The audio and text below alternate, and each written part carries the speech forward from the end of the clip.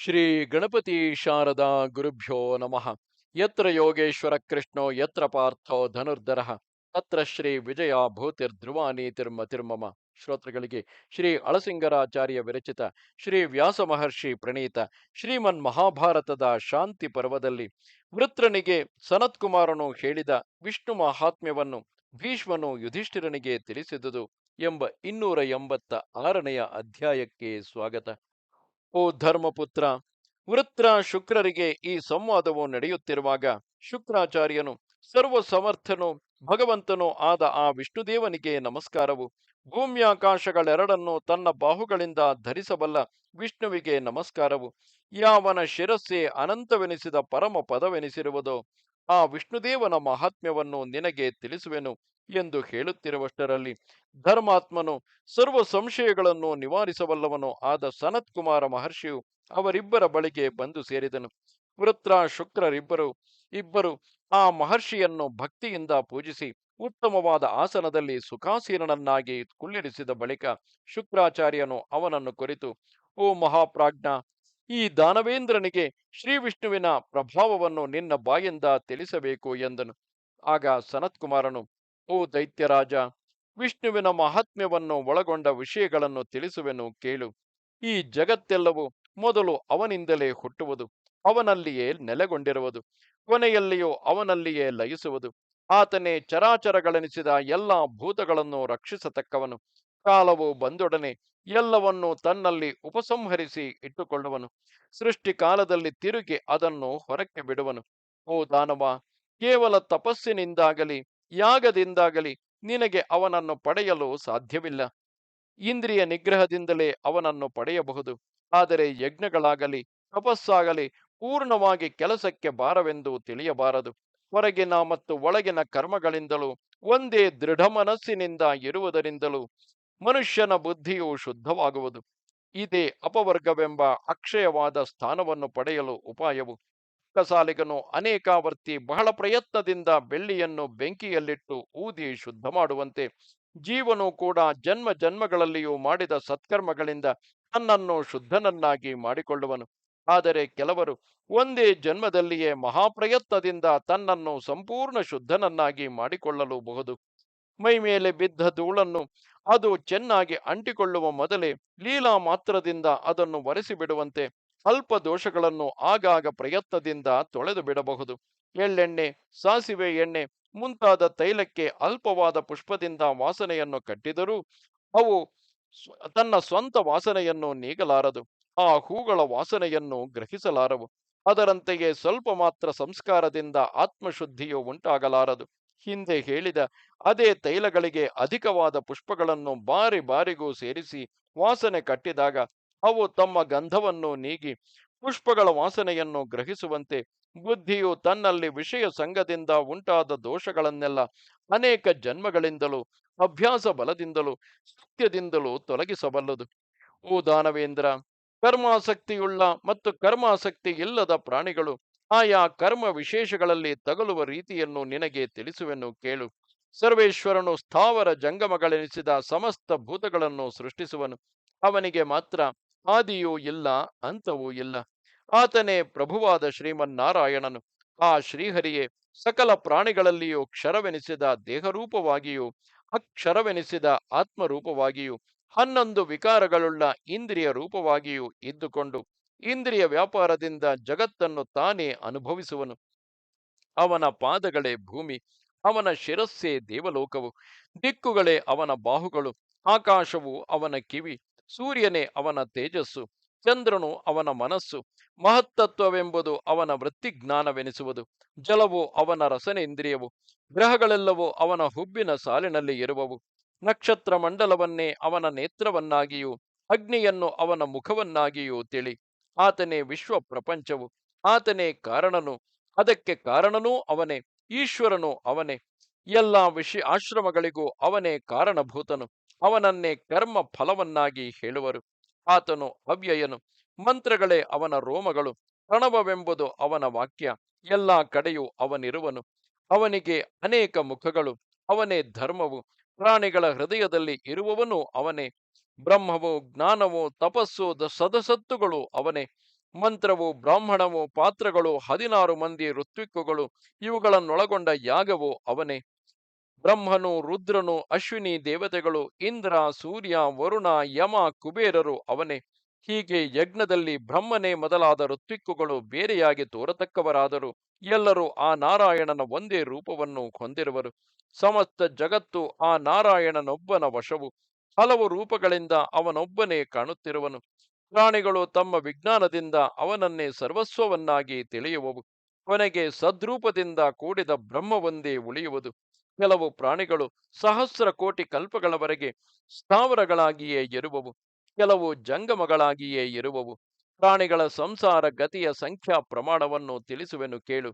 ಒಂದೊಂದು ಯೋಜನದ ಅಗಲವು, 500 ಯೋಜನಗಳ ಉದ್ದವು, 1 ಕ್ರೋಶದಷ್ಟು ಆಳವು ಉಳ್ಳದ್ದಾಗಿ, ದುರ್ಗಮವಾಗಿ ತುಂಬಿ ತುಳುಕುತ್ತಿರುವ ಜಲಾಶಯಗಳು ಅನೇಕ ಸಂಖ್ಯೆಯಿಂದಿದ್ದರೆ ಅವುಗಳೊಳಗಿನ ನೀರನ್ನೆಲ್ಲ ನೀಗಿಸಲು ಒಂದು ಕೂದಲಿನ ತುದಿಯಿಂದ ದಿನಕ್ಕೊಮ್ಮೆ ಒಂದೊಂದೇ ಆವರ್ತಿ ತೊಟ್ಟು ತೊಟ್ಟಾಗಿ ಅದ್ದಿ ಒದರಿದರೆ ಆ ನೀರೆಲ್ಲ ಸಂಪೂರ್ಣವಾಗಿ ಹೋಗಲು ಎಷ್ಟು ಕಾಲ ಪ್ರಮಾಣವು ಬೇಕು, ಅಷ್ಟು ಕಾಲವು ಪ್ರಜೆಗಳ ಮೊದಲನೆಯ ಸೃಷ್ಟಿಗೂ ಕೊನೆಯ ಸಂಹಾರಕ್ಕೂ ಇರುವ ಮಧ್ಯಕಾಲವೆಂದು ತಿಳಿ.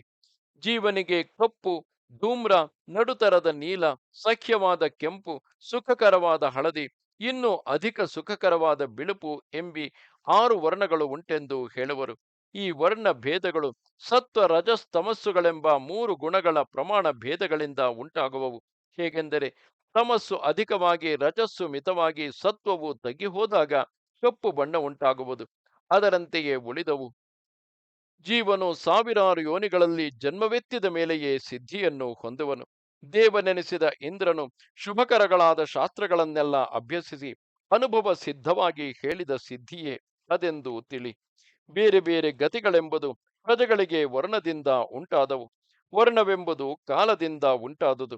ಇಹಲೋಕದಲ್ಲಿ ಜೀವ ಸಮೂಹಕ್ಕೆ 5 ಕರ್ಮೇಂದ್ರಿಯಗಳು, 5 ಜ್ಞಾನೇಂದ್ರಿಯಗಳು, ಮನಸ್ಸು, ಚಿತ್ತ, ಮನಸ್ಸು, ಬುದ್ಧಿ, ಚಿತ್ತ, ಅಹಂಕಾರಗಳೆಂಬ 14 ಬಗೆಯ ವೃತ್ತಿ ಭೇದಗಳಿಂದ 14 ಲಕ್ಷ ಸಂಖ್ಯೆಯುಳ್ಳ ಗತಿ ಭೇದಗಳು ಉಂಟಾಗುವವು. ಇದರಿಂದ ಜೀವನು ಮೇಲೇರುತ್ತಲೂ ನಡುವೆ ನಿಲ್ಲುತ್ತಲೂ ಅಧೋಗತಿಗೆ ಬರುತ್ತಲೂ ಇರುವನೆಂದು ತಿಳಿ. ಕಪ್ಪು ಗುಣವುಳ್ಳ ಜೀವನು ಹೊಂದತಕ್ಕ ಗತಿಯು ಅತಿ ನಿಕೃಷ್ಟವಾದುದು. ಅವನು ನರಕದಲ್ಲಿ ಬಿದ್ದು ತನ್ನ ದುರ್ಮಾರ್ಗದಿಂದ ಅನೇಕ ಸಹಸ್ರ ಕಲ್ಪಗಳವರೆಗೆ ಅದೇ ಸ್ಥಿತಿಯಲ್ಲಿ ಇರುವುದಾಗಿ ವಿದ್ವಾಂಸರು ಹೇಳುವರು. ಹೀಗೆ ಅನೇಕ ಕಲ್ಪಕಾಲವನ್ನು ಕಳೆದ ಮೇಲೆ ಧೂಮ್ರವರ್ಣವೆನಿಸಿದ ತಿರ್ಯಕ್ಕಾಗಿ ಹುಟ್ಟುವನು. ಆ ಸ್ಥಿತಿಯಲ್ಲಿಯೂ ಅವನು ತಮೋಗುಣ ಪ್ರಚುರನಾಗಿ ಯುಗಾಂತದವರೆಗೆ ಮೇಲಕ್ಕೇರಲಾರದೆ ಹಾಗೆಯೇ ತೊಳಲುವನು. ಕೊನೆಗೆ ಅವನ ಪಾಪಗಳೆಲ್ಲ ಕಷ್ಟಾನುಭವದಿಂದ ಕ್ಷೀಣವಾದ ಮೇಲೆ ಅವನ ಮನಸ್ಸು ಸಂಘಗಳನ್ನೆಲ್ಲ ತೊರೆದು ವೈರಾಗ್ಯದ ಕಡೆಗೆ ತಿರುಗುವುದು. ಜೀವನು ಸತ್ವಗುಣವನ್ನೇ ಹಿಡಿದು ತಮೋಗುಣ ಸಂಬಂಧವಾದುದೆಲ್ಲವನ್ನೂ ತೊಲಗಿಸಿದಾಗ ತನ್ನ ಶ್ರೇಯಸ್ಸಿಗೆ ಮಾರ್ಗವನ್ನು ಹುಡುಕುವನು. ಆ ಸ್ಥಿತಿಯಲ್ಲಿ ಅವನು ದೇವತ್ವ ಸೂಚಕವಾದ ರಕ್ತವರ್ಣನಾಗುವನು. ಸತ್ವಗುಣವು ಹುಟ್ಟದ ಜೀವನಾದರೋ ನೀಲವರ್ಣನಾಗಿ ಮನುಷ್ಯ ಲೋಕದಲ್ಲಿಯೂ ಜನ್ಮ ಪರಂಪರೆಗಳಿಂದ ತೊಳಲುವನು. ಹೀಗೆ ಮನುಷ್ಯತ್ವವನ್ನು ಹೊಂದಿದಾಗ ಒಂದು ಸೃಷ್ಟಿಯಿಂದ ಸಂಹಾರದವರೆಗಿನ ಕಾಲವೆಲ್ಲ ಕರ್ಮಗಳಲ್ಲಿ ಕಟ್ಟುಬಿದ್ದು ಕ್ಲೇಶಕ್ಕೆ ಈಡಾಗಿದ್ದು ಆಮೇಲೆ ಪೀತವರ್ಣದ ದೇವತ್ವವನ್ನು ಹೊಂದುವನು. 100 ಸೃಷ್ಟಿ ಕಾಲದವರೆಗೆ ಆ ಸ್ಥಿತಿಯಲ್ಲಿದ್ದು ಆಮೇಲೆ ತಿರುಗಿ ಮನುಷ್ಯತ್ವವನ್ನು ಹೊಂದುವನು. ಪೀತವರ್ಣವುಳ್ಳವನು ಸಾವಿರಾರು ಕಲ್ಪಗಳವರೆಗೆ ತೊಳಲಿದರೂ ವಿಷಯ ಸಂಬಂಧದಿಂದ ಮುಕ್ತನಾಗದೆ ನರಕದಲ್ಲಿ 19,000 ಜನ್ಮಗಳನ್ನು ಅನುಭವಿಸುವನು. ಆಮೇಲೆಯೇ ಅವನು ನರಕದಿಂದಲೂ ಇತರ ಹೀನ ಜನ್ಮಗಳಿಂದಲೂ ಮುಕ್ತನಾಗಬಲ್ಲನೆಂದು ತಿಳಿ.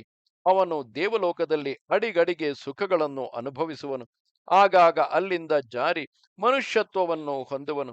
ಆ ಮನುಷ್ಯ ಜನ್ಮದಲ್ಲಿ ಇಂದ್ರಿಯಗಳು, ಮನಸ್ಸು, ಬುದ್ಧಿ, ಚಿತ್ತವೆಂಬ ಈ 8ರಲ್ಲಿ ಒಂದೊಂದಕ್ಕೆ 100ರಂತೆ 800 ಜನ್ಮಗಳನ್ನು ಕಳೆದ ಮೇಲೆ ತಿರುಗಿ ದೈವತ್ವವನ್ನು ಹೊಂದುವನು. ಆಮೇಲೆಯೋ ಅವನು ಕಾಲವಶದಿಂದ ಆ ದೇವತ್ವದಿಂದ ತಿರುಗಿ ಜಾರಿಬಿದ್ದು ಎಲ್ಲಕ್ಕಿಂತಲೂ ಹೀನವಾದ ಕೃಷ್ಣವರ್ಣ ಸ್ಥಾನಕ್ಕೂ ಬರಬಹುದು. ಓ ದೈತ್ಯೇಂದ್ರ, ಇನ್ನು ಜೀವನು ಮುಕ್ತಿ ಹೊಂದುವ ರೀತಿಯನ್ನು ಹೇಳುವೆನು ಕೇಳು. ಮುಕ್ತಿಯನ್ನು ಅಪೇಕ್ಷಿಸತಕ್ಕ ಜೀವನು ಕೇವಲ ಸಾತ್ವಿಕಗಳೆನಿಸಿದ ಕರ್ಮಗಳನ್ನೇ ನಡೆಸುತ್ತಾ ಕ್ರಮವಾಗಿ ಅದರಲ್ಲಿ ರಕ್ತಪೀತ ವರ್ಣಗಳನ್ನು ಕೊನೆಗೆ ಶುಕ್ಲವರ್ಣವನ್ನು ಹೊಂದುವನು. ಈ ಸ್ಥಿತಿಯಲ್ಲಿ ಅವನು ಅತ್ಯಂತ ಪೂಜ್ಯತಮಗಳಾದ ಅನೇಕ ಲೋಕಗಳಲ್ಲಿ ಸಂಚರಿಸುವನು. 6,800 ವೃತ್ತಿಗಳುಂಟು. ಪಂಚಭೂತಗಳು, 10 ಇಂದ್ರಿಯಗಳು, 5 ಇಂದ್ರಿಯ ವಿಷಯಗಳು, 5 ಪ್ರಾಣವಾಯುಗಳು, ಮನಸ್ಸು, ಬುದ್ಧಿ, ಚಿತ್ತ, ಅಹಂಕಾರ, ತೇಜಸ್ಸುಗಳೆಂಬಿ 5, ಅವಿದ್ಯೆ, ಕಾಮ, ಕರ್ಮಗಳೆಂಬಿ 3, ಇವಿಷ್ಟು ಸೇರಿ 33 ಇವಿಷ್ಟು ಜಾಗರ ಸ್ವಪ್ನಗಳೆಂಬ 2 ಅವಸ್ಥಾ ಭೇದಗಳಲ್ಲಿ 66 ಆಗುವುದು.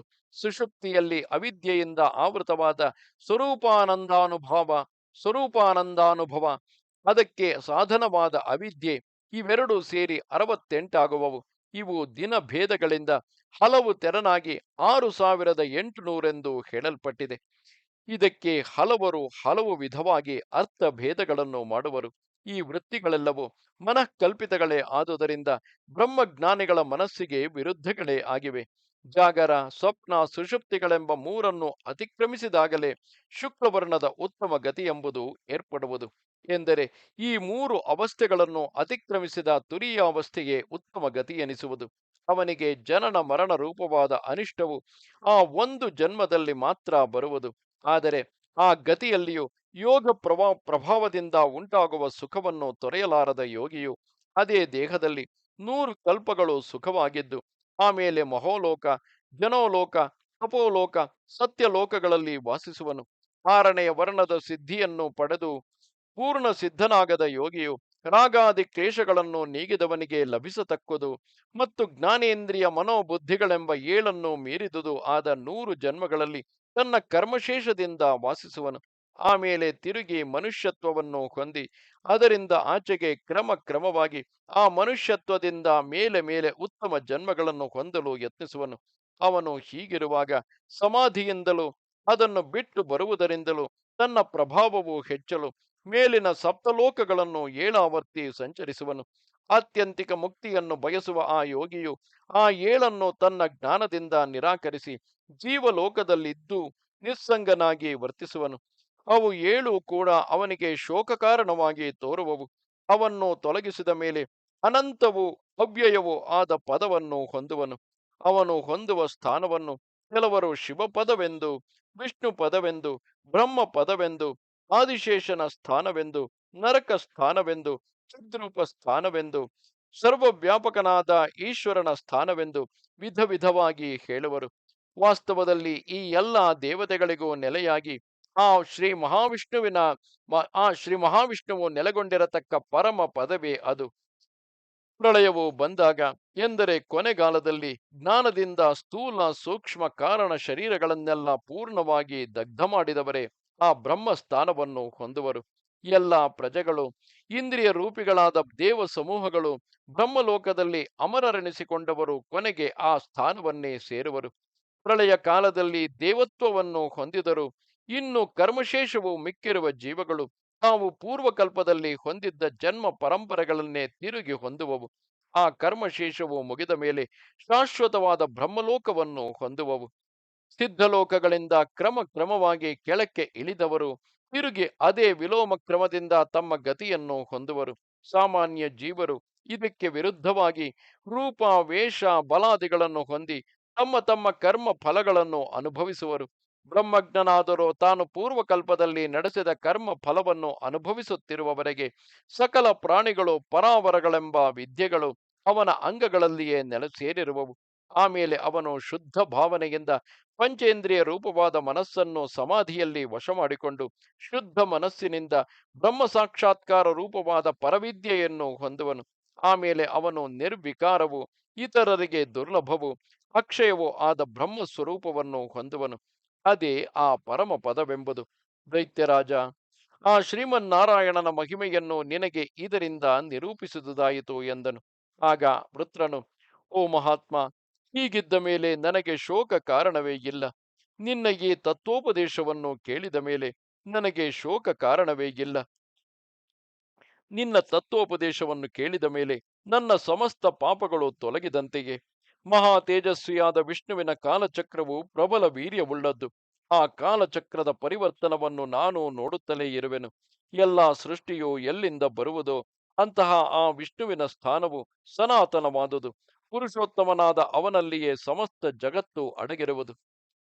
ಓ ಯುಧಿಷ್ಠಿರ, ವೃತ್ರನು ಹೀಗೆಂದು ಹೇಳಿ ಆಗಲೇ ತನ್ನ ಪ್ರಾಣಗಳನ್ನು ನೀಗಿ ಆ ಪರಮಾತ್ಮನ ಧ್ಯಾನದಲ್ಲಿ ನಿರತನಾಗಿ ಪರಮ ಪದವನ್ನು ಹೊಂದಿದನು ಎನ್ನಲು ಈ ನಡುವೆ ಯುಧಿಷ್ಠಿರನು, ಓ ತಾತ, ಸನತ್ಕುಮಾರನು ವೃತ್ರನಿಗೆ ಯಾವಾಗ ಯಾವನ ಪ್ರಭಾವವನ್ನು ಕುರಿತು ಹೇಳಿದನೋ ಆ ದೇವದೇವನೇ ನಮ್ಮ ಕೃಷ್ಣನಾಗಿರಬೇಕಲ್ಲವೇ ಎಂದನು. ಅದಕ್ಕೆ ಆ ಭೀಷ್ಮನು, ಕುಮಾರ, ಅದಕ್ಕೆ ಸಂದೇಹವೇನಿದೆ. ಅವನ ಅಂಶಭೂತನೇ ಕೃಷ್ಣನು. ಆ ಭಗವಂತನು ಮೂಲ ಸ್ಥಾನದಲ್ಲಿ ನೆಲೆಗೊಂಡಿರುವನು. ಅಲ್ಲಿಂದಲೇ ಅವನು ಅನಂತವಾದ ತನ್ನ ತೇಜಸ್ಸಿನಿಂದ ನಾನಾ ವಿಧ ಪ್ರಪಂಚವನ್ನು ಸೃಷ್ಟಿಸುವನು. ನಮ್ಮ ಒಡನಾಡಿಯಾದ ಶ್ರೀಕೃಷ್ಣನನ್ನು ಆ ಮೂಲ ಪುರುಷನ ಚತುರ್ಥಾಂಶವೆಂದು ತಿಳಿ. ಬ್ರಹ್ಮನನ್ನು ಕೂಡ ಆ ಮೂಲ ಪುರುಷನ ನಾಲ್ಕನೆಯ ಒಂದು ಭಾಗದ ಅರ್ಧಾಂಶವೆಂದು ಹೇಳುವರು. ಆ ಅಂಶದಿಂದ ಭಗವಂತನೇ ಮೂರು ಲೋಕಗಳನ್ನು ಸೃಷ್ಟಿಸುವನು. ಅದೆಲ್ಲ ಕಲ್ಪಾಂತದಲ್ಲಿ ತಿರುಗಿ ಅವನಲ್ಲಿಯೇ ಲಯಿಸಿ ಹೋಗುವುದು. ಆಗ ಮೂಲ ಪುರುಷನಾದ ಆ ಭಗವಂತನು ಜಲಶಾಹಿಯಾಗಿದ್ದು ಮುಂದಿನ ಸೃಷ್ಟಿಗೆ ತಾನೇ ಬೀಜರೂಪನಾಗಿರುವನು. ಆಮೇಲೆ ಅವನೇ ಸಕಲ ಲೋಕಗಳನ್ನು ವ್ಯಾಪಿಸುವನು.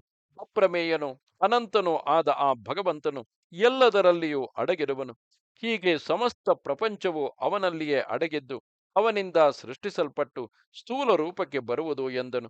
ಆಗ ಯುಧಿಷ್ಠಿರನು, ತಾತ, ನೀನು ಸಮಸ್ತ ತತ್ವಗಳನ್ನು ಬಲ್ಲವನು. ನೀನು ಹೇಳಿದುದನ್ನು ಕೇಳುವಾಗ ವೃತ್ರಾಸುರನು ಬಹು ಸುಲಭವಾಗಿ ತನ್ನ ಗತಿಯನ್ನು ಕಂಡುಕೊಂಡಂತಿದೆ. ಅದರಿಂದಲೇ ಅವನು ವ್ಯಸನಕ್ಕೀಡಾಗದೆ ಶಾಂತನಾಗಿದ್ದನು.